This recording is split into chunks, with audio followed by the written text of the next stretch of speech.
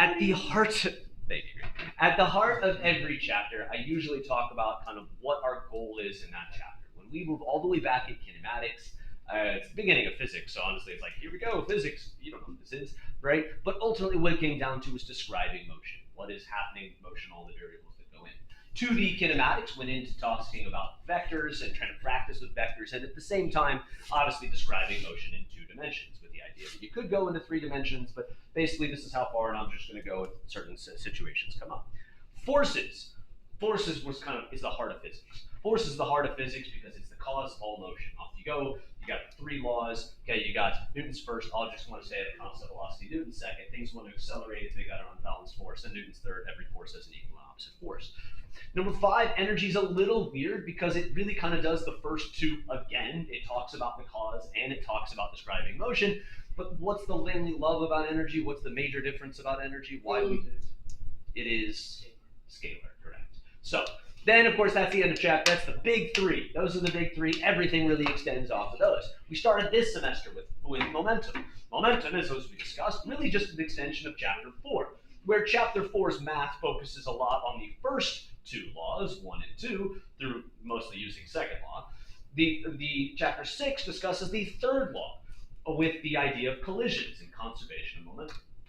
Last chapter really is where we get into this 2 major divisions, and so I want to be, again, very clear because it'll really help us moving forward.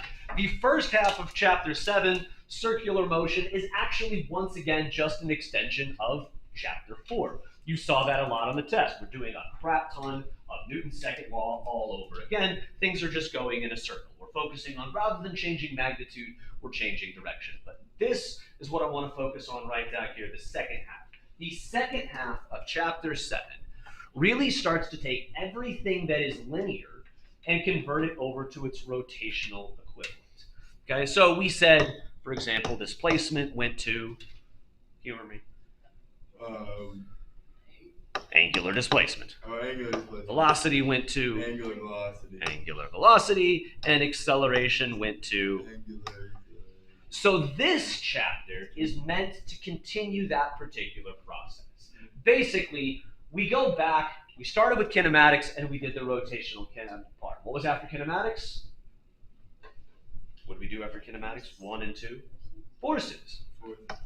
And force, like I said a second ago, is the cause of all motion. Or if you want to do it mathematically, force is the cause of acceleration, and then you can do all this stuff up here. Okay? Well, like I said, what we are going to do now is basically just extend this. Today, our purpose is to go, what the heck is this guy right here? Angular. What belongs in that particular spot? Actually, that's not what it's called.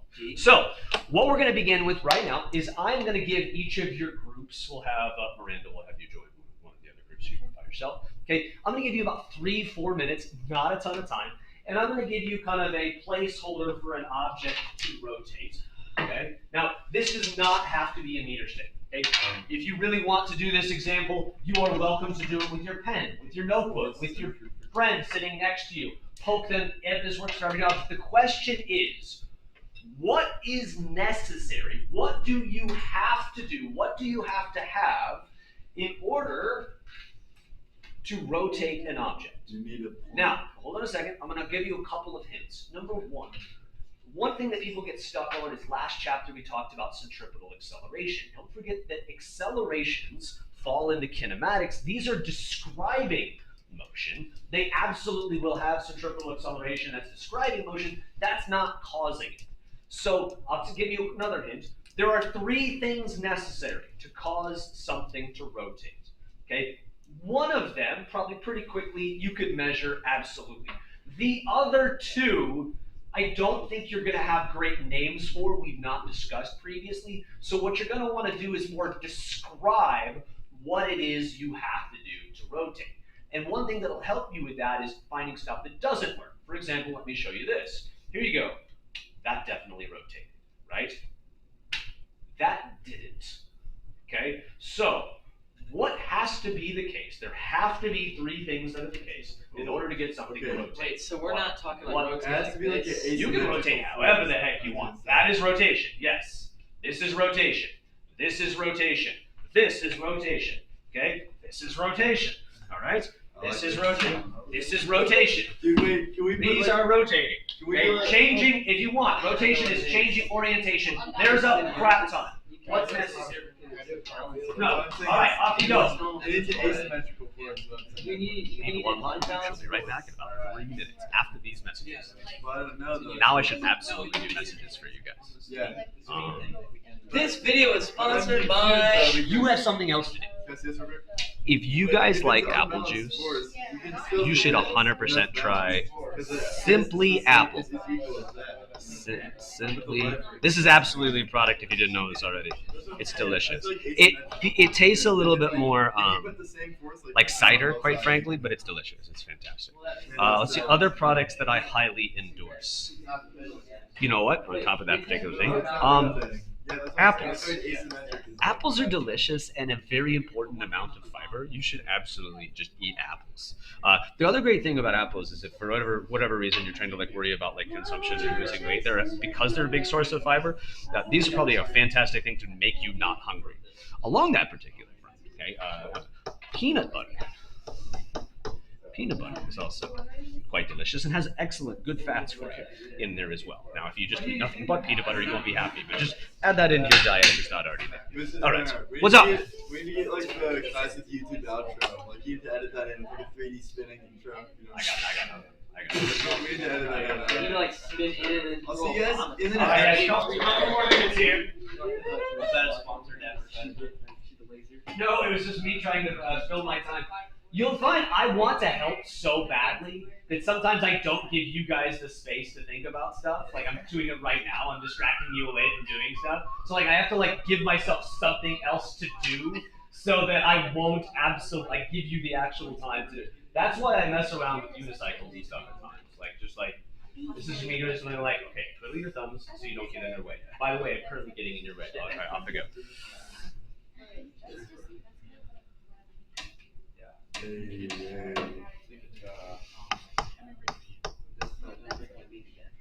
Those three things.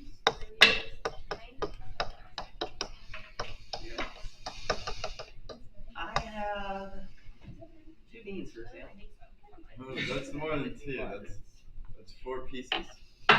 But I want the good piece. All right, sounds like you guys are limiting. So let's start talking about some of the factors that absolutely belong. Yes. So I was gonna say like an asymmetric unbalanced force or something like that. Okay, I'm gonna take one of the words out of that because I think that there's some other things in there that are kind of in like 2 and 3 a little bit. Yeah. Okay, force. Why does it make sense that force absolutely has to be one of the causes? Force causes motion. Literally, I said a second ago that force is the literal cause of all motion. As a matter of fact, it's a very generic definition. I think like when I first gave it to you, it was at the beginning of fundamental forces, and I said force is literally by definition the cause of all motion. Meaning, if we ever found something new that caused motion, it would automatically become a force because of the very generic property of it. So yeah, absolutely. If the cause of all motion is force, the first thing that we better have to cause rotation is force. As a matter of fact, I'll say it like this. I said there's 3 things necessary for motion, force, and 2 others. Probably a better way to describe it is if force gets these other 2 things, it will cause rotation. All right, so let's move on. Next, I'm going to do some examples up here while we are talking. I'm just going to, sorry people online, I don't have visual for this, but all I have here is a meter stick sitting on top of a mass, and let's now discuss what is also necessary for rotation. Maybe like a point or something like of rotation. So before we get to kind of too fancy into the words or whatever, just tell me what you have to do. Like just generic words, what do you got to do to spin a thing? Well, that's going to be force. So what do I have to do? So let's talk about this. Why does this not work? Yeah. What's yeah. that? You have to make it unbalanced. Well, okay, unbalanced forces, sure. But for example, watch here. I'll show you unbalanced forces. That had unbalanced force. And yes, it accelerated, but did it rotate? I mean, ultimately, what we are describing with unbalanced forces is just the cause of acceleration. If I take a rubber ducky, there's currently balanced forces. If I have it unbalanced, it will accelerate, but will it automatically rotate? opposite. Last example I'll give you, and I'll use this one a couple times today. Let's say you're irritated. It's painful. Let's say that the people online come back and they're irritated that I continued with class when like half the class was gone. It sucks to suck. All right, moving on. So they get mad at me and they come up and they shove me in the chest. They shove me in the chest. Will I automatically rotate? No. So unbalanced force It's 'cause is there's no automatic. fulcrum. You're there-ish. What? You need a fulcrum. What? All right. Let's start with that word. Okay. Let's come over here. Let's actually we're gonna go aside here. Fulcrum. Here we go. I'm going to tell you what the fulcrum is. Now, that's not what it is yet. We're going to need to define this word. Okay? The fulcrum, there's a lot of weird things to fulcrum. Number one, it's the center of rotation. Second thing that is the weirdest freaking thing about a fulcrum. I'm sorry for this. It doesn't actually exist. You decide where it goes. Don't say that. I'm sorry. You're going to find this especially when we continue and talk about some other subjects next week, but you decide where it goes. Within reason. There is a rule, though, about where you can place it, and that is it doesn't accelerate. So, that's a terrible, accelerate. So, if I've got this situation right here, and I poke this, you don't have a choice. Where would it have to go here? No. No. Where is the fulcrum here? On the fulcrum, it's on. It's the way- 1 kilogram mass. At the Yeah. center. It's right here at the center. By the way, the 1 kilogram mass has a top part, so I don't have to worry about balancing this all the time. But you can always kind of like appreciate, like when I draw it, you'll notice I always draw it with like a triangle up here because it's definitely out of point. Now, since you get to decide, you always need to draw the fulcrum on your picture. The simple thing you can do is just specify it by just drawing an X. But is the fulcrum always at the center of the object? No. Here we go. The center of rotation. Where's the fulcrum here? At the end. It has to be at the very end. Or if you consider every single door ever Hinges. at the hinges, because that's where it's held in place, that's where its fulcrum is, that's because it's not accelerating is the reason why. Let's go back to the other page and do this. So, what is necessary? It's not the fulcrum that's necessary, but that's going to be important for the next part. Notice real quickly what happens if I poke it here. Do I get any rotation? You don't have leverage because of your Hold on, you're right there, but let's use the right word. What do I need to do to get rotation? What's that? Push it. Point is.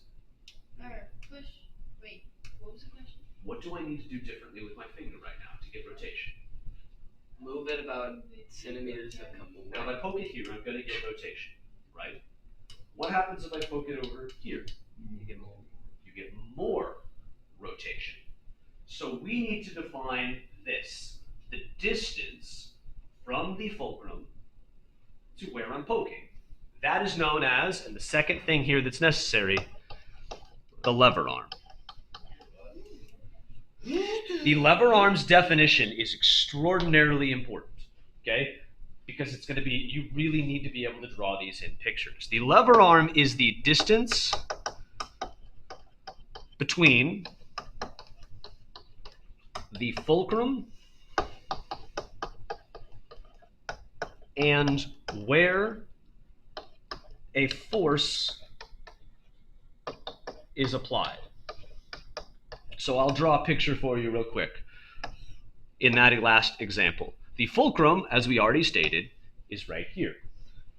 Now, I put a force out here. That's my force. Come on, dumb F. Okay. The lever arm is literally, watch here, I'm going to draw it, the distance from the fulcrum to where the force is applied. The absolute value. And the letter that is used for that is, I'm sorry for this, I don't know why they do it, R. What? Little It's R. the radius. It's not the radius. Again, we've got R in like 3 different spots and how they're used, and only one of them is in fact also the radius. What's the other one again? So let's talk about why that fully makes sense. What was the distance center to center?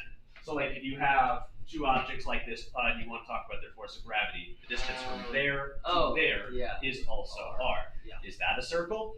No, not for any particular reason. Gotcha. No. All right. Next. So I'm going to. Sorry, people online. I'm going to open a door. The great thing about this particular cause of rotation is that actually biomechanically, your body figured it out when you were probably about 3. You don't think deeply about it, but I'm going to go ahead and guess. I've got this open, so it's not locked here. I'm going to go ahead and guess none of you regularly do experiments with the door to go, I don't understand. Well, anytime This is, now, can I open the door from pushing it right here? Yeah, Right, it people requires online, more I'm pushing force. by the axle. What's that? Requires more force though. It is harder to do.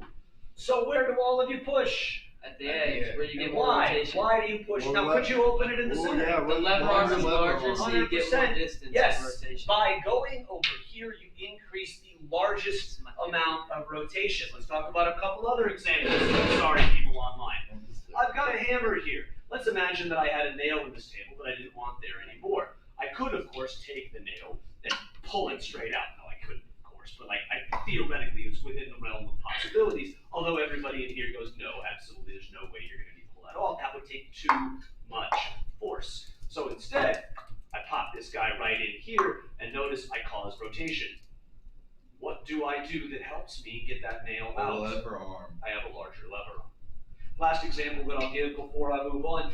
If you've ever worked around somebody who works with cars or in a garage or honestly any tools, and they have a wrench on a bolt and they're trying to goose it, meaning trying to put a lot of force into it, and it will not freaking budge. Does anybody know what the trick is to make that actually work? Get a longer wrench. You get a longer wrench, or the other thing is if you could find a metal pipe, you put a metal pipe on the I've end done of it, that and before. what simple thing are you doing? Increasing the lever arm. You thus are increasing increasing the rotation. lever arm and thus causing more rotation in this particular case while not increasing the amount of force. You're using the same amount of force to goose it here as you are over there, but causing a larger lever arm causes more force. All right, let's talk finally about number 3 up here. What is necessary for this here? Well, what I'm going to show you real quick here is that it is possible to have both of the first two and still not get rotation. We discussed a second ago that this right here is absolutely the fulcrum. It has to be because of how it's rotating around right here. And if I poke out here, right, I'm of course going to get rotation, right, just like I showed in the picture right up there. But how could I poke this and still not cause rotation? Poke it on the fulcrum like you did. Poke No, it. no, but if I poke it right here, how can I still poke it here, not at the fulcrum? If you Also poked it like poke this the other way. side. Right, poke it. Not bound. Well, that would also work, but we'll talk about multiple causes of rotation probably next week. What if I poke it this way? It's gonna just go. Will that cause any rotation? No. No, it's actually the same sort of thing that I talked about a second ago when the people online get irritated at me for continually. They come up and they shove me in chest. Well, that would actually be 0 lever arm because my fulcrum is the center, right? That would be 0 lever arm. But what if I'm standing like this? Here I go. And instead of poking me at the center, okay, they come along and they do poke me at the shoulder. Now, at the shoulder, do I automatically have a fulcrum? Sorry, do I automatically have a lever arm? Yeah. Yes, the distance from here to here. But what if they shove me that way? Am I going to rotate? Yeah. Am I going Wait, to what? rotate if they shove me Oh like no, I that? thought you were saying like. Let's practice. Grant, come in. Just so Grant, we have a wait. physical example. Stand here if you would. Okay, shove me in the center of the chest. Okay, so I'm going to accelerate, but I'm not going to rotate. Next, okay, let's get some rotation. So, Grant, now you're irritated at me. You're going to pass by, and you're going to push me in the shoulder, so I rotate. Finally, Grant, stand over here to my side so everybody can see, and go ahead and shove me like that. Now, did he cause me to accelerate? Sure, you have seen, very good. He caused me to accelerate, but did I rotate because of where he pushed me? Why not? It's in the wrong parallel direction. to What, the fulcrum. there it is. So what do you need it to be? Perpendicular. Correct. Number 3, what you need, the third thing that you need, is that lever arm must be perpendicular to force. That's how we're gonna start every equation. Something. Yeah, I put parallel. And I put Does this equation, by the way, look very similar to another conversation does. we've already had? Yeah. It was a forces one or something like that. It's like, did you Andy? This equation, oh, it's not up there yet. Look at it. All right. Acceleration. Parallel. So the cause of rotation. You know what? I don't like keep saying cause of rotation, so I'm going to use a different word. A word that you have potentially seen before. I'm going to erase this guy right here and call it by its actual name. The cause of rotation is known as torque.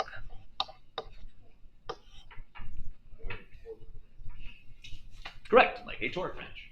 Or if you've ever watched any usually truck commercials. This truck, this F-150 has so much torque. Look at it, big torque, little engine.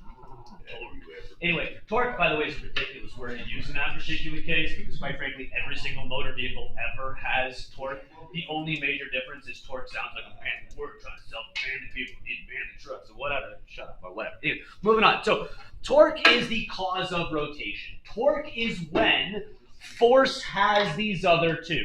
As you saw in the example with Grant shoving me and all like that, you can have a force and not cause torque if it does not have both of these other things. The first example I gave is, of course, he has a force, but he shoves me at the chest. Why is there no torque? There's no lever on it. Correct. It's the same reason why if you try to go to a door in just a minute and push it at the hinge and can't open it, you're like, this doesn't work. I don't understand doors. All right, so obviously that's a problem. But what you also see is that in addition to having a lever arm, that also must be perpendicular, like you saw when Grant pushed me on the shoulder this way. He had a lever arm, but he didn't push perpendicular. It's the same thing as if you go to the edge of a door, okay? You go to the edge of a door, this is a top-down view of a door, and you try to shove it that way, okay? Yeah, you're probably not going to do very much in that particular case. However, obviously, what's interesting, once again, biomechanically, is that when you try to open this door right here, number one, you automatically know, apologies for people over here, okay, you automatically know to go to the edge from experience. And number two, what you'll notice when you open doors today is that you actually, where you can, attempt as best as possible to continue push perpendicular. Obviously right here, you're gonna push that way, perpendicular to the door. But even as you open it, you'll move your body to stay pushing perpendicular the entire time. Think about what it would look like if you didn't. I just keep shoving this way. Now as I continue shoving the middle of the door the same direction, it gets harder and harder and harder to do because it's less and less and less perpendicular. All right, so let's give us an equation here for this now. Number one, first thing I'm going to need is a variable for torque. What letter would probably make the most sense? Capital T. T would be fantastic. It's gonna be like Q.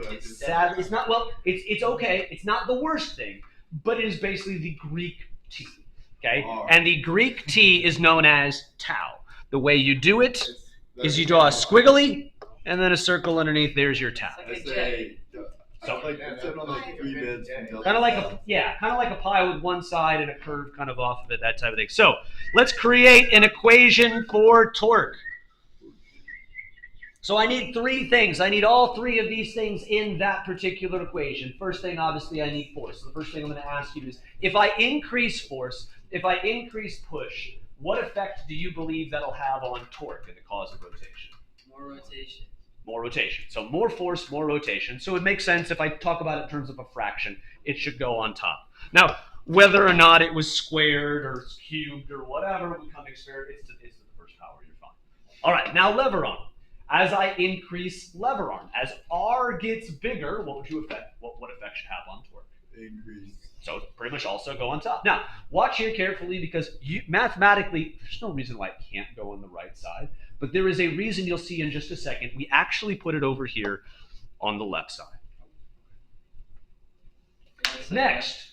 What's up? Is it because if you put it on the other side, it's like for real? It's not why. That is not why. But that would be fantastic if that were actually the reason. That there were some old butt scientists from the 1800s that don't want to say FR. That'd be like for real, guys. All right. It probably wasn't Americans, by the way, also that did it. All right. Next. Number 3 is up there. There's 2 ways we have to tackle it. Number 1, we just have to make sure it's perpendicular. Well, so, okay, let's put a perpendicular in the middle here. We just have to make sure they're perpendicular. But what if it's somewhere in between? Okay, what if you have a situation like this? You have, say, Okay, here I have this kind of meter stick on top of a fulcrum, on top of an object, or if you want, seesaw situation.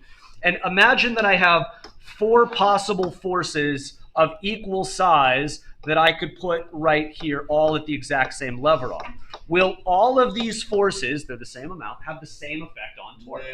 No. So let's start here. Which one, of course, which one should provide the most? Absolutely easy peasy. It is just, and if it were just I'm just going to use this guy right here and call it a day. All right, next, what was going to cause the least? D should cause the least. As a matter of fact, D should cause 0. There is no perpendicular, so there is no torque caused in this particular case. All right, let's ignore those for a second and focus on these 2 in the middle. Will one of these cause more torque than the other? Yes. Which one? B. Why does B cause more torque than the other? More force Because it's in the more Y. perpendicular. So if we had to measure how much, all we would need to do is figure out of that force, how much of the force is perpendicular. So yeah, we got to use trig. Now, to get trig, we're going to need to calculate an angle. There's a couple options for angles here, but I'll show you the one we're going to use, and let's talk about the trig real quick. Here is the angle we're going to use, sort of. I'll discuss that in just a second. What trig should we use to get the side that we want? Sine. Your algebra is the sine of the angle is equal to opposite, which is the perpendicular side. By the way, notice here I called this force perpendicular. Certainly could have called it force y or something else, but that's going to help us right here. Over the total magnitude of force. And doing some algebra here, that means force times the sine of the angle is equal to how much is perpendicular. So basically, if it is all perpendicular, I can just use this. But if it's not all perpendicular, I simply have to add this. Notice in this case, the top one, this is force perpendicular. In this case, this F is the total amount of force, okay? And this is, inside that parentheses, is the amount that is perpendicular. Notice, by the way, for the vector, for the situation, wrong direction, my apologies, okay? For the situation where D was, I know I erased it just a second ago, what would the angle be? 0. What's the sine of 0? Which is why D would cause 0 torque. For A, what would the angle be? Well, you got the right idea, but yes. The angle is 90. Sine of 90 is 1, which is why we get right back to these two are the exact same equation. It's just that this is where that angle is 90 degrees. Does that make sense? Okay, a couple other things to discuss there. Number 1, okay, I want to show you this real quick. Angle, let's do this. This is very important. Angle must be measured between force and lever arm or extended lever arm. Here's what I mean by that. This guy right here, hold on, let's change colors here real fast. This is the angle from the force to the lever arm. This one that I just used a second ago is actually to the extended lever arm. It's just like using a protractor. But it doesn't matter which one you use, both are completely fine. And the reason why they're completely fine is since they're supplementary angles, if you look at the trig of it all, if I have an angle here, say, of like 30 degrees, its supplementary would be 150. Yes? What is going to be the case of both sides of those angles? They're exactly the same. If you punch in your calculator the sine of 30 and the sine of 150, it's going to get you 0.5 both times. The thing you have to be careful of on a problem is if a problem does this. If a problem says, hey, here's my lever, here's my fulcrum, here's the vertical, and it says, hey guys, this right here is 20 degrees. Can you use that 20 degrees in that case? No. Well, technically you could use cosine, but we don't. We just use sine. Okay. So in order to do that, you would either have to go angle to the lever arm, 110, or angle to the extended lever arm. Actually, technically, it's this thing right over here, which would be 70. Both will get you sine of 70 or sine of 110. Either one is fine. They will get you what you're looking for. Questions, concerns. Okay, a couple more things, and I'm almost done. 8.0, Okay, so 8.1 real is quick, what'd you say? Or is 8.0 and 8.1 up yet? All of it's up, yeah. Well, actually, the first half is up. So guess what this guy is right here? That's torque. That's torque. That causes rotational motion. So let's give a practice to this real quick. Here on this meter stick, I have a marker, which I measured earlier, roughly is about 20 grams. And I'm going to set it right here at 10 centimeters. I want you to try to use this equation, calculate how much torque it's about to cause. Now, hold on, make sure with your units there. What force is it that's going to be causing torque here? Gravity. So you can calculate gravity with simply mg. Keep in mind, when you use mg, what units does m have to be in? Well, you know, kilograms. Kilograms, and I just told you this was 20 grams. So real quickly, calculate the torque caused by that guy right there. Okay. So I'll get you started writing your equation first. There it is. 20. So for people online, real quick, here's the setup. I had a ruler across a fulcrum, and I put a marker right over here. We said the mass of the marker is 20 grams. So, And this is at the middle, 50 centimeter mark, and this is sitting at the 10 centimeter mark. Okay, so 10 centimeters. So 10 the meters. R is- 10 And the centimeters. question is, how much torque is being provided? I'll finish this on the video. You guys It'd are be fine. 0.02 But times ultimately, 9.8. it should be R is 0.4 meters. Force should be 0.02 kilograms times G. It ends up being 0.196 newtons. This is 0.196 newtons. What would the angle be? It would just be perpendicular, right? Angle would be then 90. 90. So here's what you do. You just come up here and you go, okay, that's equal to 1. 1. So I can stop right here. And this ends up being 0.4 times 0.196.